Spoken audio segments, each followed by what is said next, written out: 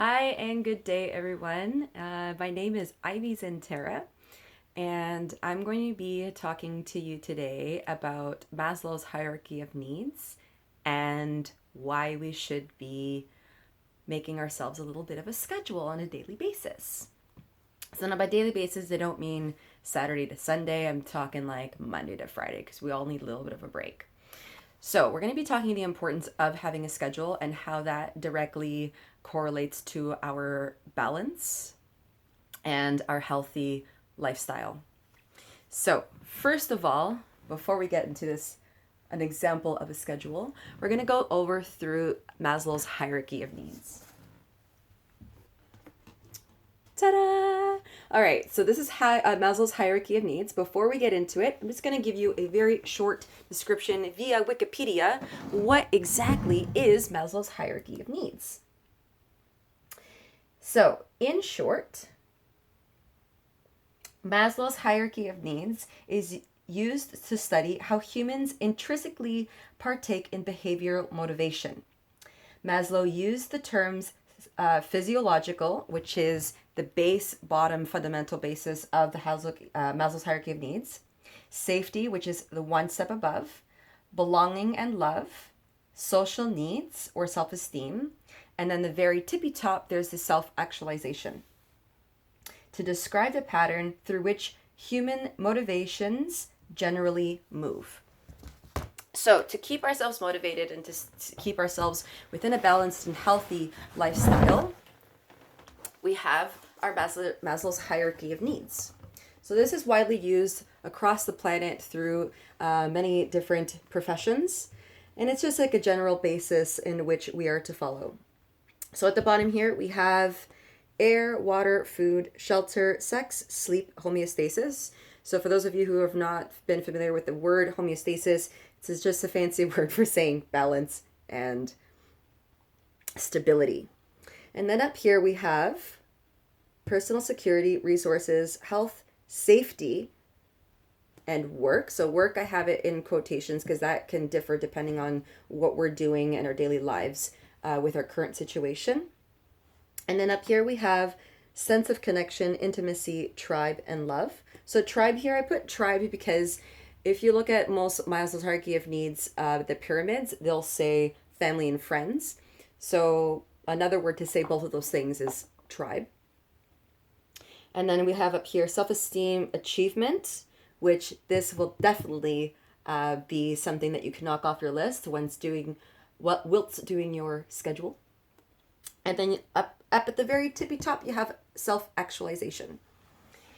So when we're looking at our Maslow's hierarchy of needs, we want to make sure that our schedule incorporates all of the things so that we can ensure that we have a balanced and healthy lifestyle while we're in isolation. So here I have a little bit of an example of what a schedule could potentially look like. Obviously yours is going to look vastly different or maybe not. So up at the top, we even have up to when we should be waking up and at the bottom when we should be sleeping. So this has a direct correlation of the very first basis of Maslow's hierarchy of needs, which is sleep. All right, going down to food, air, and water. So what we also want to make sure is we're having our 3 meals a day. So scheduling your breakfast, scheduling your lunch, and scheduling your dinner as well. So making sure that we have our 3 meals a day and that we're eating at the same time every single day to have some sort of consistency through our bodies. So that takes care of our food. And also to make sure that we're also having plenty enough water throughout the day as well. And then we also want to incorporate, so personal security, resources, and health is the next step up on our Maslow's hierarchy of needs. So when we look at health, we look at movement. So while we're in isolation, a lot of us like to binge watch some Netflix or watch some old movies or binge watch pretty much anything while we're hanging out on the couch, or maybe some board games, regardless of what we're doing. Or maybe if we are working throughout our day, we're going to be constantly sitting, which is not necessarily the best thing for our bodies. So we want to make sure that we're moving our bodies. There's so many different ways that you can move your body around. Pick the thing that works for you. Within yoga, there's so many different forms of yoga that you can do. If you have an A-type personality, maybe doing something like vinyasa or ashtanga would be very beneficial to you, make you sweat, get that energy going.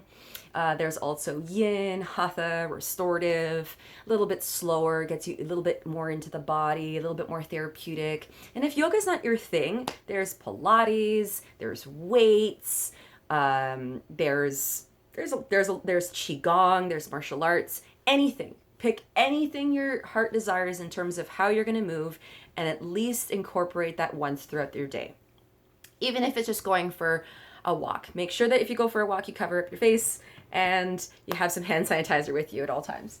So we've got our two sections here of the Maslow's hierarchy of needs. So personal security, resources, health, safety, and work. So the next thing here is our work. So what does work exactly look like when we're in isolation mode? So when we come down here from the 10 to 12 p.m. mark, again, yours is going to probably look a little bit different. No one wakes up at 7, not many people wake up at 7 o'clock in the morning. So from here, I've got work in quotations, because there's about 47% of the population currently that is out of work. So what does work mean for us? Well, let me tell you, it's always a fun little thing to have extra time on our hands to do some courses. There's tons of universities right now out there, and colleges, workshops, or anything of the sort that actually are giving out either their courses either for free or at a very, very, very low cost. For example, I found Shaw Academy that actually is doing 50% on all of their courses for real actual diplomas, and they have a myriad of different courses that you can do. So one of the things that you can do under the field of work is to actually find a course that makes you happy, either something that you would use that you would feel would be beneficial for yourself. So it's maybe taking a nutrition course, or maybe if you're into photography or art, maybe doing an art course of sorts. If it's for your business, maybe taking a business course, social media course, things like this. God knows I need to do a social media course. So doing something like this, which also lumps into self-improvement. So here we have our online courses, self-improvement. So what is self-improvement? Self-improvement, it could be anything that you'd be doing to work on yourself, either searching some mindfulness techniques, meditation, cognitive behavioral therapy, DBT, dialectical behavioral therapy, any other different forms of self-improvement. There's also pranayama techniques as well. So that's breathing techniques. There's Wim Hof that you can look up. There's breath work, holotrophic breathing. Here you can also do journaling. You can do writing. Any type of self-exploration you can also lump that under the quotation marks of work. You can also go into your emails, sort that all out. Look into some resources for yourself that can be helpful and beneficial for not only yourself but also to your own community. There's also house cleaning that can be lumped under work. Running any errands, making sure that if you are running an errand outside, that is absolutely 100% essential. So what I've done actually, I make sure that, so my partner and I who live together, we make sure that we have everything at all times for about a 2-week mark. So we only actually go out once every 2 weeks to avoid contamination and things like this. So that's another great way to keep yourself safe. And then over here, I wrote down adulting. So if your way of adulting falls outside of any of these things here, then go ahead and do that thing. Do an adulting thing, and you can also lump that underneath work. So just to go easy on yourself, giving yourself a couple hours here in that section over there. Then we get right back into our restful state. So right midday, 12 till about 2 p.m., we've got our lunch. So we've got our food again. And then we have a little bit of self-care. So with our self-care, you can either rest however way you want to rest, whether play video games or meditation, taking a nap, going for a short little walk around the block, or hanging out in your backyard or in your front lawn. And then from here we have our 2 p.m. till 5 p.m., which is work again. So anything that was stated up above here, you can lump it back down here again. So this here ensures, so from a 10 a.m. till 5 p.m. ensures a relatively close schedule to what we're used to. So we're not going too far off, but we're giving ourselves a pretty big break. So it's a much bigger break than when we would get in our regular everyday life working under another person. So usually we get only like either half-hour lunch or a full-hour lunch. Here we're taking 2 hours out of our day to take care of ourselves. Again, you don't have to follow this timetable at all. It's just an example. And then from here we have our fun section of the day. So from 5 till 10 p.m. we've got art, call a friend, self-care, dinner, dance, chill. You've got 5 hours of yourself to do all of the things that make you super, super happy and excited. And guess what?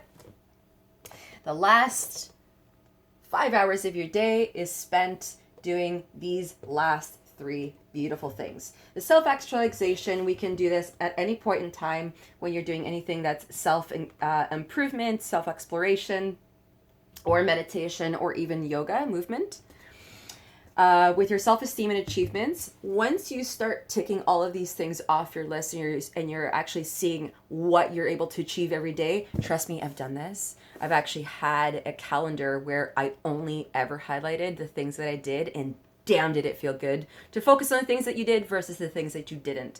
So tracking your successes will definitely help you increase your self-esteem, which is really nice for you to have while you're in isolation, especially if you're by yourself. And then here, sense of connection, intimacy, tribe, love. So this falls under this category right here, calling a friend. So one of the things that I've done, earlier on throughout the isolation period, I had written out a list of 30 activities that you can do during your isolation period. One of those activities is text less, call more. So why not actually set up some, like maybe a Zoom account or YouTube or anything like, or not YouTube, sorry, Zoom account or WhatsApp or anything of that nature, Skype maybe. And then you can actually set up some FaceTime chats with your friends. Maybe get a group of friends together. You guys can do a little bit of dancing together, sharing, talking, saying what you guys are doing throughout your day. Maybe one of you guys have had a garden sprouting up, maybe some different realizations, maybe different aha moments, and really start connecting. And with your friends, I mean, you can call family members, you can call whomever you want to connect with to make sure that we're all staying connected throughout this time. So as you can tell, with a proper schedule, we're actually able to bring our lives back to balance and get a better sense of control over our lives while maintaining a healthy lifestyle, making sure that we're all taken care of, well fed, with a good sleep schedule. I'm pretty sure that a lot of us are on an opposite sleep schedule. I've seen some pretty funny posts lately that the new sleep schedule is just like fall asleep by 5 p.m., wake up by 1 a.m. So things like this. It'll help us feel not only lighter, but it will help increase your self-esteem. It will definitely help with your motivation, and it'll help brighten up your day significantly. I hope this video was beneficial for you, somewhat at least informational and helpful. Again, my name is Ivy Santera. And of course, if you have any questions or comments, please feel free to message me on my Facebook, either on my Facebook profile, which is Ivy Santera, or my Facebook page at Embrace Your Highest Potential. You can also email me at ivy.xantare,